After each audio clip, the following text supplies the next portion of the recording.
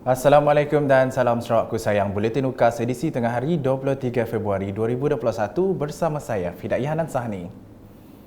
Tumpuan berita. Seramai 200 orang anggota bomba dan penyelamat Zon 6 telah menyertai program Fed to Feed yang merupakan julung kalinya diadakan di Sarawak. Menteri Muda Pelancongan, Kesenian dan Kebudayaan Datuk Sebastian Ting Chiu Yu berkata ini merupakan satu program yang baik untuk setiap anggota bomba menjaga dan mengekalkan kesihatan fizikal dalam tempoh 61 hari. And I would like to say tahniah dan syabas lah kepada Tuan Lau dan bersama-sama kaki tangan bomba Zone 6 lah for this program. This is indeed very good lah. Yang itu satu program itu the end result will be ada memang healthy. This is very good lah. One thing that we must encourage lah. I think this might be the only one here in Sarawak. Yes, at this moment. At this moment. Beliau berkata demikian semasa ditemui selepas melancarkan program tersebut yang telah diadakan di Balai Bomba dan Penyelamat Lopeng pada Isnin. Dalam perkembangan sama, Datuk Sebastian yang juga Ahli Dewan Undangan Negeri Adun Piasau turut menyampaikan sumbangan peralatan kesihatan kepada Jabatan Bomba dan Penyelamat Malaysia JBPM bahagian Miri. Sebanyak 500 sut peralatan perlindungan diri PPE, 3,000 pelitup muka dan 36 botol besar pembersih tangan yang merupakan sumbangan daripada penduduk Miri telah disampaikan kepada Ketua JBPM bahagian Miri, Lau Poh Kiong. Seterusnya, rakyat di Sarawak tidak perlu bimbang dan takut untuk mengambil suntikan vaksin COVID-19. Menteri Muda di Jabatan Ketua Menteri Hal Ehwal Islam dan DBKU, Datuk Dr. Abdul Rahman Junaidi berkata, suntikan vaksin perlu diambil dalam usaha menangani sepenuhnya jangkitan virus tersebut. Jelasnya yang juga Adun Pantai Damai, Kerajaan Sarawak telah melakukan persiapan rapi bagi setiap prosedur berhubung pengambilan vaksin berkenaan. Berucap semasa melancarkan program Wi-Fi saluran Lembaga Multimedia Sarawak SMA Linking Urban, Rural and Nation di Kampung Sungai Awur pada Isnin, beliau menjelaskan rakyat perlu mendaftar dalam aplikasi MySejahtera meskipun ia tidak diwajibkan buat masa ini. Datuk Dr. Abdul Rahman menambah Ketua Menteri Datuk Patinggi Dr. Abang Abdul Rahman Zohari Tun Datuk Abang Openg dijangka mengambil suntikan vaksin COVID-19 pada 27 Februari ini. Sementara itu, katanya semua kampung dan taman perumahan dalam kawasan Dun Pantai Damai kini mempunyai liputan internet 24 jam. Terbaru, Kampung Sungai Awur kini telah mempunyai liputan internet menerusi Wi-Fi SMA Linking Urban, Rural and Nation atas inisiatif SMA. Berita berikutnya. Golongan muda di kawasan Tarat digalakkan untuk menyertai pasukan bomba sukarela PBS sebagai pasukan bertindak awal dalam membantu pasukan bomba dan penyelamat. Menteri Muda Pemedanan Pertanian, Tanah Adat dan Pembangunan Wilayah Sarawak merangkap Adun Tarat Datuk Roland Sagah Wee In berkata pembabitan golongan muda sebagai anggota PBS penting untuk menjadi tulang belakang kepada pasukan berkenaan. Bercakap ketika ditemui selepas Majlis Serah Kunci Bangunan dan Kenderaan bagi kegunaan PBS Kampung Simpok pada Isnin, beliau berpuas hati dengan penglibatan masyarakat di Tarat yang terlibat aktif dengan PBS. Dan hari ini juga kita melihat bahawa kita menyerah kunci untuk bangunan bomba sukarela.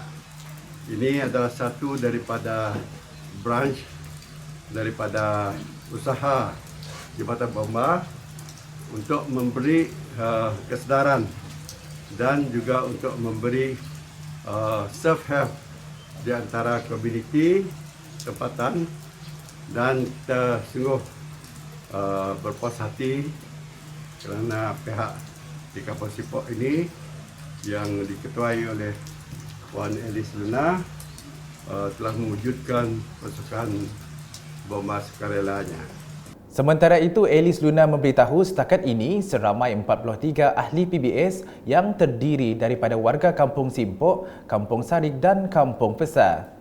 Jelasnya mereka telah bermula dengan mewujudkan bomba komuniti pada tahun 2016 sebelum dinaik taraf kepada PBS pada tahun 2017. Saya sangat berbangga kerana dapat melibatkan kampung-kampung yang berminat menjadi pasukan mobile sukarelawan yang seperti Kampung Mandai, Kampung Sarik dengan Pisah dan Kampung Simpok. Jadi saya berbangga juga dengan Datuk Ulun Saga telah memberi sumbangan sebanyak 48,000 bermula dari 2017.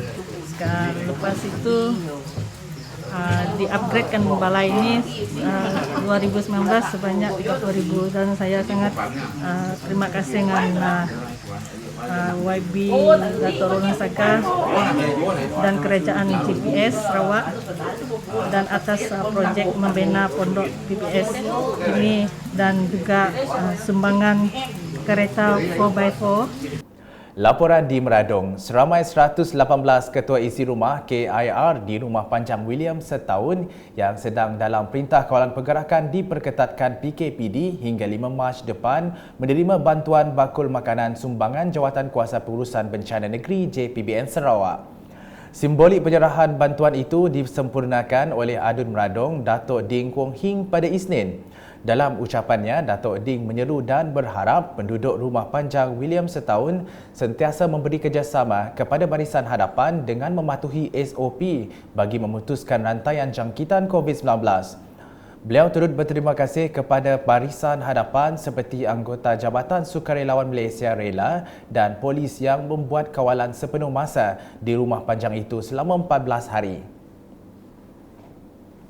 Berikut pula di Bau. Projek naik taraf jalan Kampung Tanjung Poting, Kampung Tanjung Boang dan Kampung Senibong di kawasan Singai akan dilaksanakan tidak lama lagi. Adun Tasik Biru Datuk Henry Herijinet berkata, projek tersebut telah dimohon pada tahun 2016 namun terpaksa berdepan dengan kekangan peralihan kuasa pentadbiran Kerajaan Persekutuan sebelum ini. Itulah masalah yang kita hadapi dan itulah kenapa projek ini mengambil masa hampir 5 tahun untuk dilakukan ataupun diteruskan. Disebabkan 2 tahun kita telah ditangguh dan kita hilang masa itu, waste of time, dan itulah sebabnya ia hanya mula dilakukan atau diteruskan pada 2021.